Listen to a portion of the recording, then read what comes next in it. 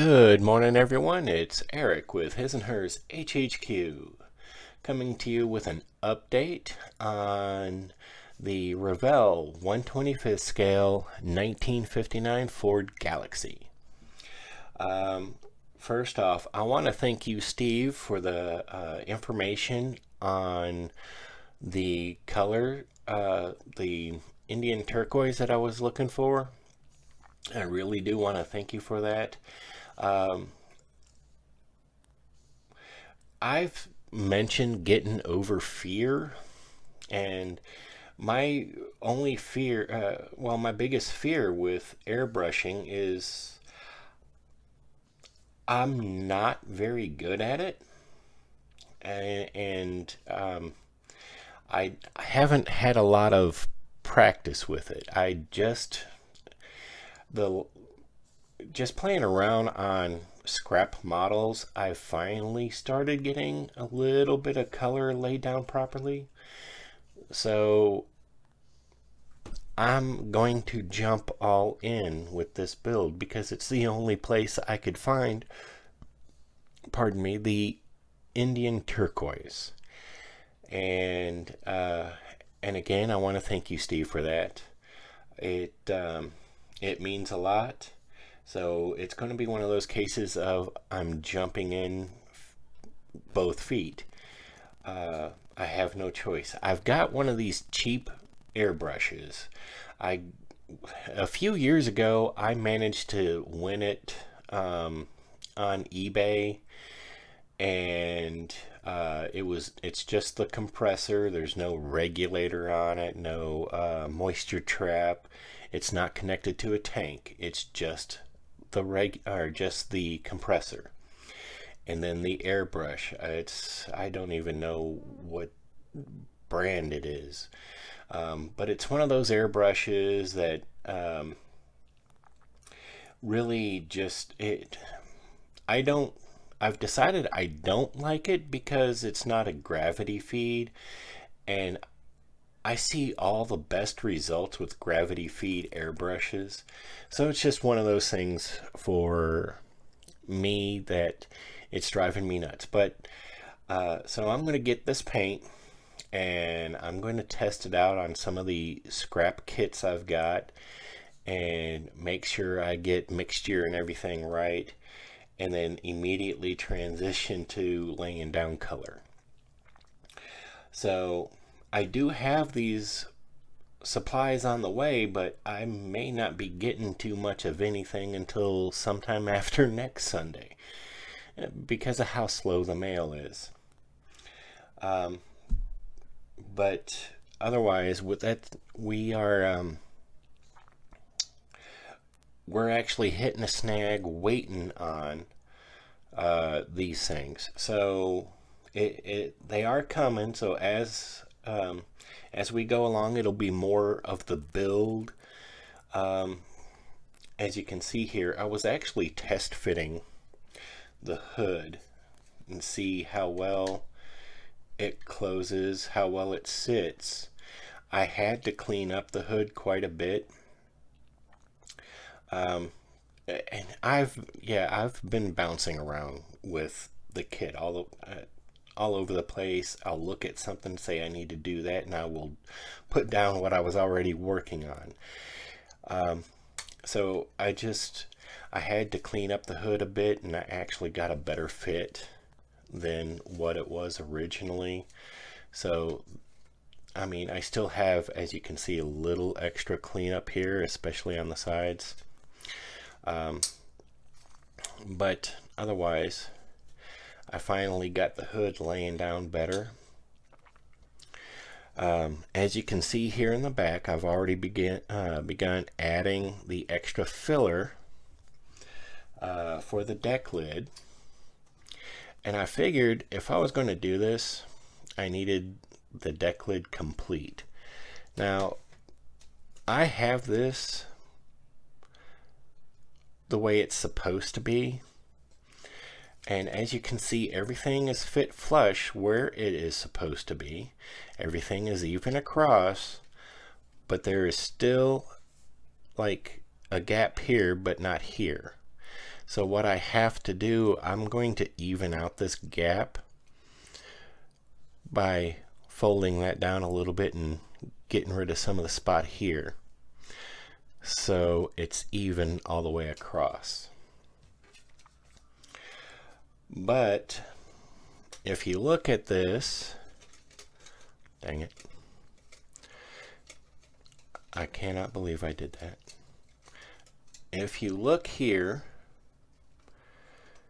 it's actually a little bit better. Not by much, but it is a little bit better. So we're getting there. I got to clean up some of the upper edge here and then add a little bit more down here and add a little bit here. But otherwise, this is actually starting to shape up and look much better. I would like to get a better line, kind of like that all the way around, but I'm not going to hold my breath. I'm going to do what I can to get there, but I mean, this is definitely pushing my patience, obviously, but pushing skill level. I'm looking for specific details, and I'm really trying to get that look. So it's pushing me. I'm getting there. But as you can see, that's coming along great. And of course the hood, just a little extra cleanup on it. I spent roughly 45 minutes carefully cleaning up the roof. Well, the upper part of the roof here. And then I actually, even though it's got this really nice, I don't know how well you can see that, it's got this really nice textured look in the headliner, but it's also got the light, interior light detail, and it's actually one of the first times I've ever seen that. So I'm a little taken aback by that. The thing is these sink marks I had to clean up as best as possible. This one was absolutely terrible. I don't know if you can see that divot in the light, but yeah. What I was thinking about, and since I know how to do it and I can do it, is actually doing my own headliner once I have things situated. That way it covers up some of that ugly. It's, again, this is not a kit that's going to wind up in a model show, but it's a personal decision that I want it to look as good as possible, or as real and as good as possible.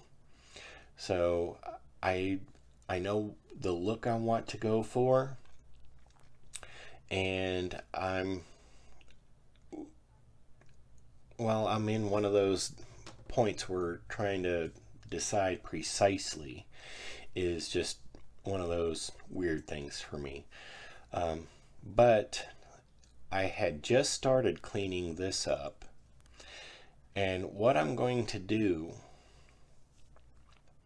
once I've got it all cleaned up is actually go ahead and assemble it before paint and prime. But I need to make sure everything works and sits right. As you can see, I still have to clean up over here in order to get that two set flush. Now I can understand why in the photos of the completed kit on the box, why they've got either the deck lid up and the hood removed, or sitting the profile shot with the hood or the roof up and the deck lid closed, but they don't have a upper shot. I guess you could say it's a glamour shot, because it's going to be, it would be real difficult to make sure this thing looks as perfect as possible when you're just kind of slapping it together for a photo shoot for the company. But anyway, I got ahead of myself here. What I'm going to do is, once I have these all the connectors in place, because this folds up, once I have all the connectors in place and I'm ready for prime and paint, I'm going to mask off the points of connection and the pivot points.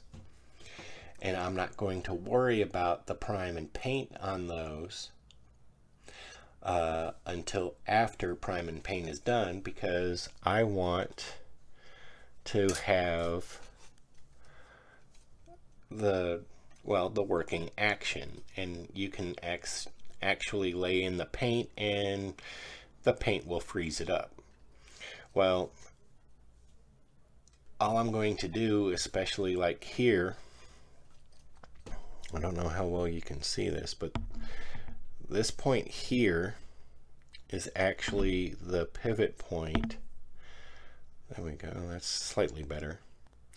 I'm going to put just a dab, a small bit of tape over that, my masking tape, and then a small bit of tape over this whole area to keep it free of prime and paint.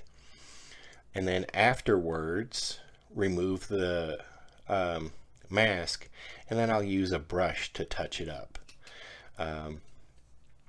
That way I can control how and where the paint goes and still maintain the working action. And the reason why I want to do all of this while it is still bare plastic is because the glue will hold better. Now I can use the super glue to do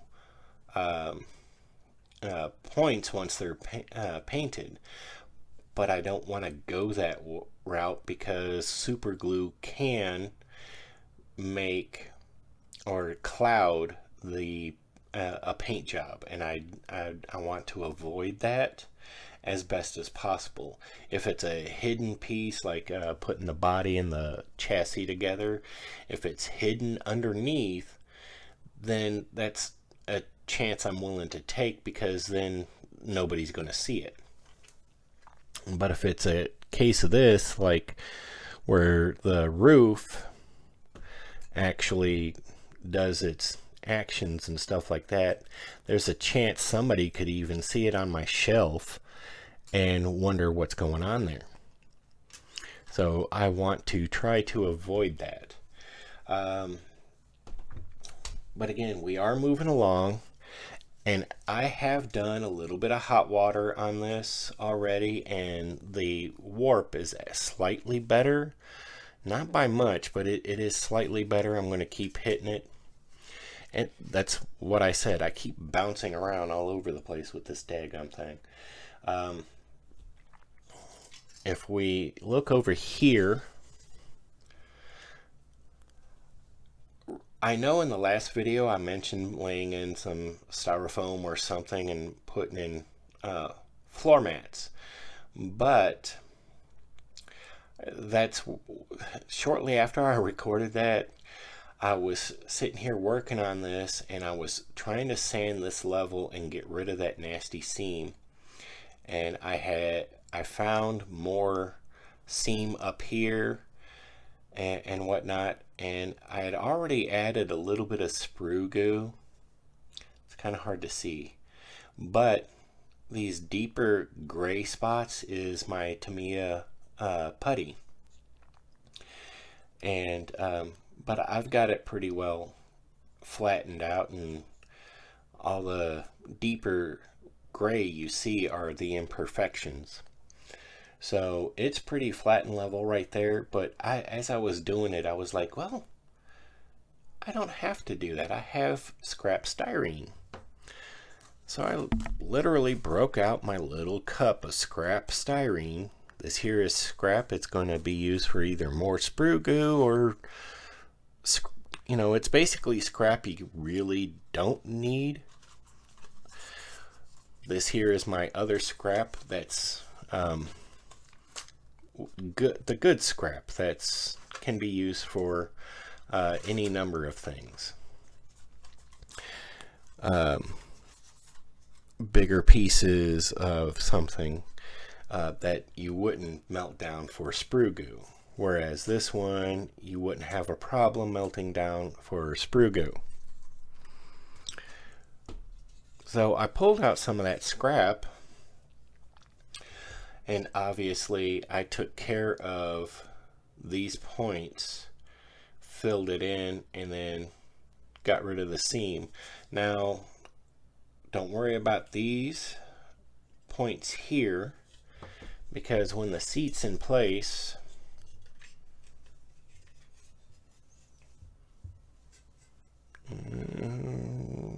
there we go. When the seat's in place, you can't see it. So that's all I'm concerned about.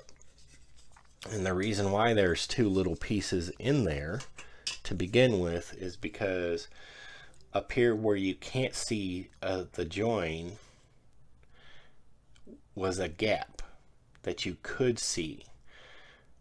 So I had to put in a second piece of styrene in order to hide that. But it's not too bad. I mean, yeah, it looks rough, but once prime and paint and everything is done, you won't be able to see anything or tell that anything was there. It's just video evidence of my sloppiness. Okay, so back seat, I still have to clean up, but I'm looking at this here, and if you know anything about the actual Galaxie, you can inform me in the comments. Is the back floor, well, divoted like that to accommodate the floor pan, pardon me, or is it flat straight across? Because every time I look, I'm trying to find interior reference photos. I'm not, everything's like a brief look at the dash or console or something, and you're going, come on guys, I want to see the entire thing. Pardon me. So if you happen to know, give me a shout. I appreciate it. But yeah, so we are cruising along with this. As soon as I've like settled my brain a little bit, get a little bit more of the car done, I'll start cleaning up Mr. and Mrs. Doe, and get them cleaned up and start getting them assembled, so that when I have, or when my lacquer thinner shows up, I can get to the point of showing you how I would fill those using the lacquer thinner to clean up the excess. And I wanted to point out,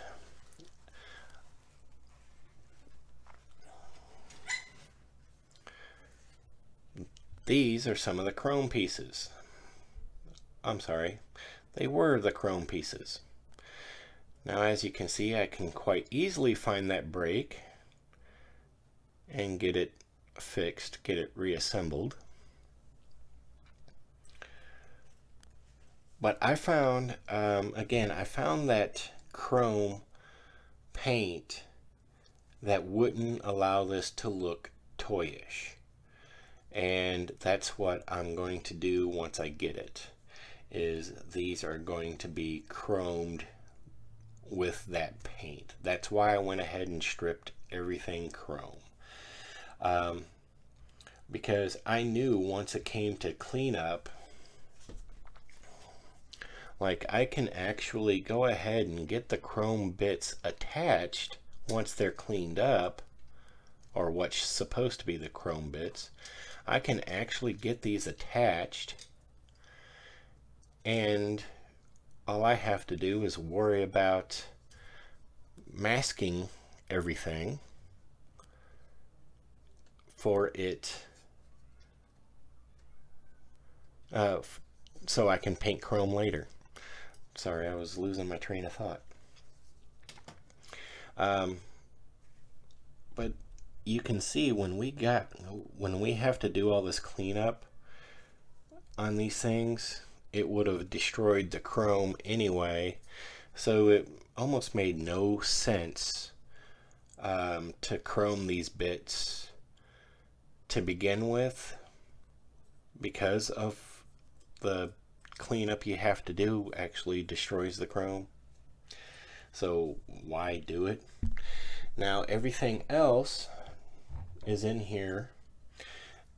This is what you see in the bottom there is what was pretty well the entire chrome tree. But if you go like this, no, it's not a snow globe. That is bits of chrome flakes swirling around. These pieces have been in there for not quite 24 hours. I'm about to pull them out, go wash them with warm water and Dawn dish soap, and then let them air dry, much like I did with these. And they'll just be waiting for prime and paint, just like everything else. Then I'll dump that container of mean green in a chrome fleck and replenish the jar for next time. So that's, as you can see, I mean, mean green does a fantastic job of actually removing chrome from this plastic. So that's a interesting trick I picked up, and I'm glad I did, because it doesn't bother the plastic, it just removes the chrome. I was asked by somebody if it would remove paint. While it's not for that purpose, or getting it for that purpose, I get it for removing chrome. I have had a few previously painted parts that out of scrap bits when I was doing some scratch building, but they had chrome on them, so I just tossed the whole thing in some mean green and let it sit. The chrome was gone within 8 hours, like completely gone within 8 hours. The paint, I just let it sit, and I think it was like 4 days. And most of the paint, and we're talking the old enamels, and they had been painted for years, obviously, because it's an old scrap bits. The paint came off, and I was actually pretty well amazed. I used a little brush,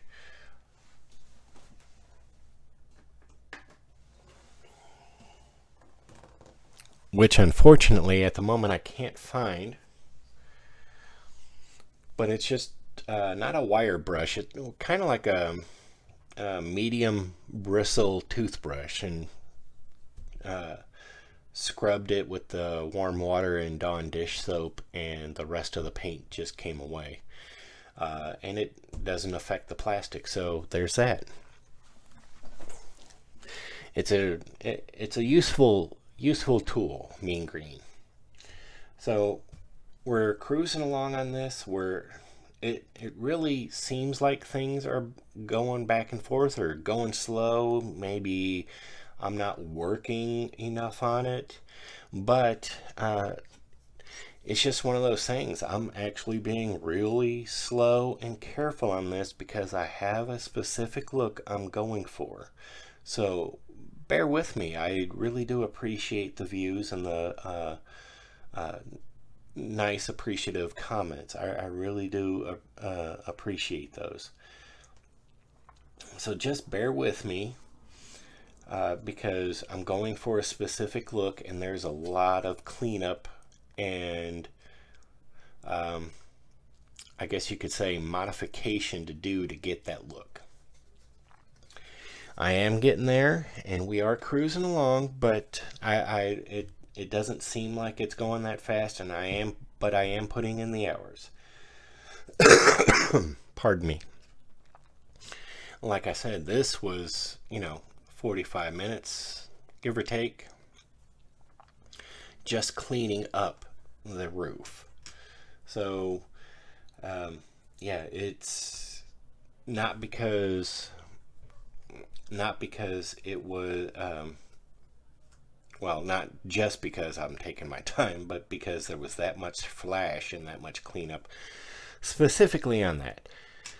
So that's where we're at. And again, I'm having fun with this, and I know it's going to turn out pretty accurate to what I was looking for.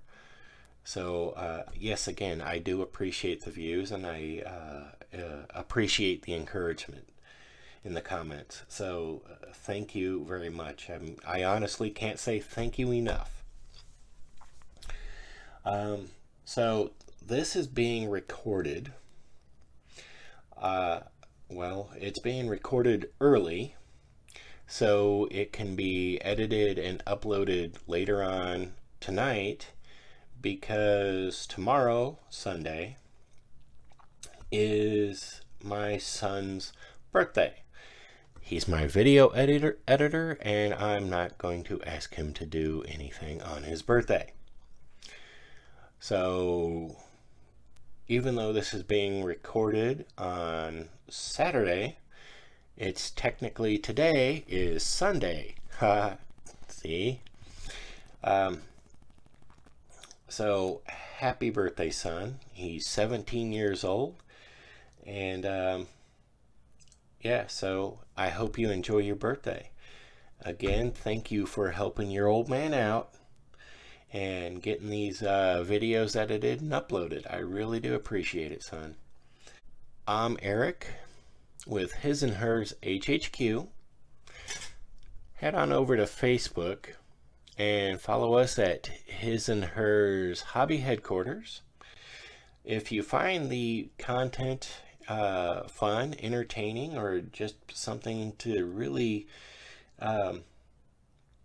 help you along in your scale model building journey, take a moment, like, subscribe, comment below, share the videos, and let's continue to push scale model building.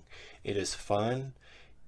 You can you can go and build like everybody else and get to that point where you're counting the rivets, or in this case counting the bolts, or you can build it straight out of the box and just turn out these fantastic kits without any bells and whistles.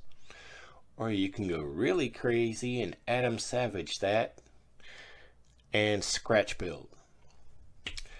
All of it is up to you. But the point is to enjoy it, have a good time, and remember you're building for you. I'm Eric. Have a good day.